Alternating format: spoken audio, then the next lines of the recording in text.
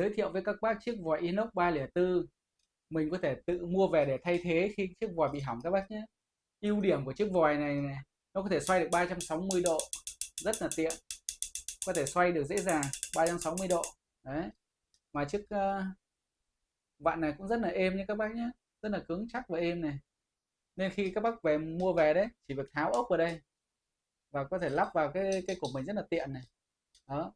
Ngoài ra đi kèm cùng đấy nó có bộ dây. Trong bộ dây là có cả cái gioăng cao su để các bác có thể tự vặn vào, nên không cần phải nữa, có gioăng cao su sẵn ở trong này rồi nhé các bác nhé. Đó. Rồi cái này mình chỉ vặn vào cái đầu vòi, đầu nước ra là xong. Đó. Rất là tiện.